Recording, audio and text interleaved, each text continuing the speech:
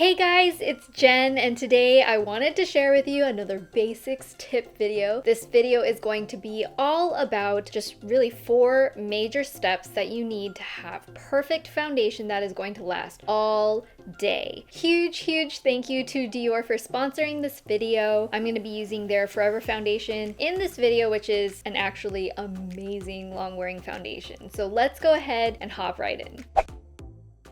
So the first step is to use a foundation primer. So what a foundation primer does is it just gives a barrier between your skin and the foundation. It gives it something to grip onto, so it is going to have that longer lasting effect. Plus, if you tend to have fine lines, wrinkles, or just want a little bit of a smoother finish, mainly you want to look for one that's silicone based if your problem is more fine lines and wrinkles. And then if you just want more oil control and lasting throughout the day, then I would look for a mineral based primer. I'm gonna go in with my silicone based primer, and you really don't need very much. I just do maybe like a pea-sized amount on the back of my hand, and a little bit kind of goes a long way. And you're going to focus on your T-zone. So anywhere you tend to have more oils produced or have a lot of pores or fine lines showing up, you want to cover those areas. And really anywhere after you wear foundation, if you see your foundation breaking apart, you want to cover up those areas because it's going to prevent a lot of that happening. And I don't know if you can see that, but it's already giving me sort of a satin finish to my skin.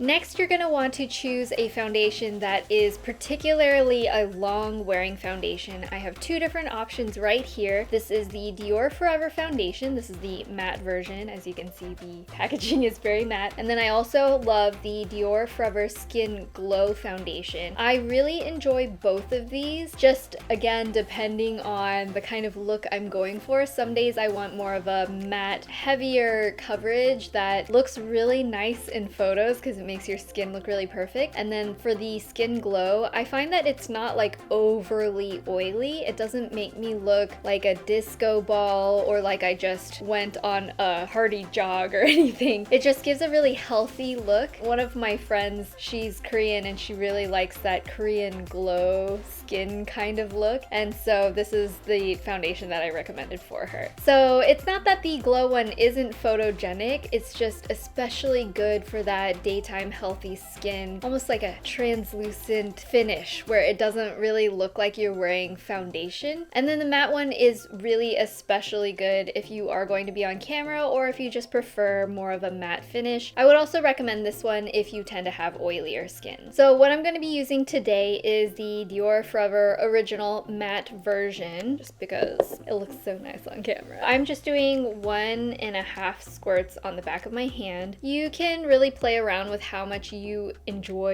using. I feel like 1 pump is really good for getting that perfected medium coverage, and then I just do the half pump so that I can fine tune any little areas, especially if I skip on concealer. It'll still give me like a really nice skin look without using anything else, which has been really nice. And the shade that I use is 2WO, which stands for the second tier of how dark it is, and then it's warm olive. Usually I tend to see if warm works on my skin because I am very yellow undertoned, but I found that the warm olive was a really perfect match for my skin. The 2WO is my color for both of these foundations. So my technique for applying basically any kind of liquid foundation, but especially one that has a 24-hour wear kind of foundation, I like to start it off on the middle of my face. I just dot it around, and then I'll take a little silicone blender and then go over everything with a light coverage.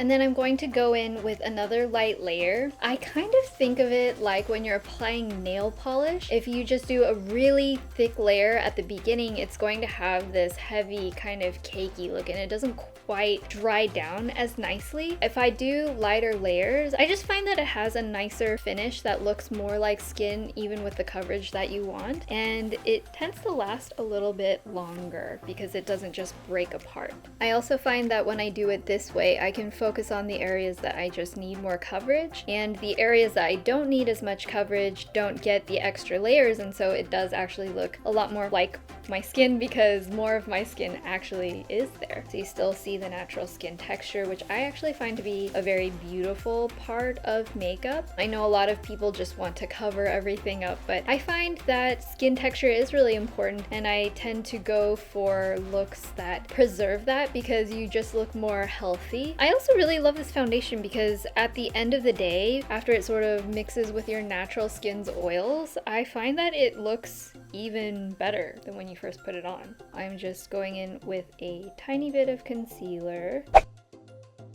So the next important step is to use a setting powder. I stick with a translucent setting powder, which I find to look a lot more natural and just to give a nicer, smoother finish than using a colored powder or a powder foundation. Because if you're already getting a lot of coverage from your foundation and concealer, sometimes a powder foundation can look really heavy and cakey. So I really tend to prefer something that is just made to be a translucent setting powder because it'll just give a nice, smooth finish. It's almost like it glides over the top. Some of them even diffuse light a little bit so that everything just looks a little bit more perfected. But versus not setting your foundation, this is definitely going to help the longevity of it. So what you're going to want to focus on, again with the powder, is to stick to the areas that your foundation will tend to break apart or get oily. So the T-zone is where you get a lot of extra oils. I find right around here on my mouth areas. And then I also like to go over the under eyes, just especially if you use an under eye concealer or anything that's a little creamier, you're gonna want to set that. Since the outer areas of your face don't tend to have as much coverage with the technique that we used earlier, I usually don't put as much powder around those areas.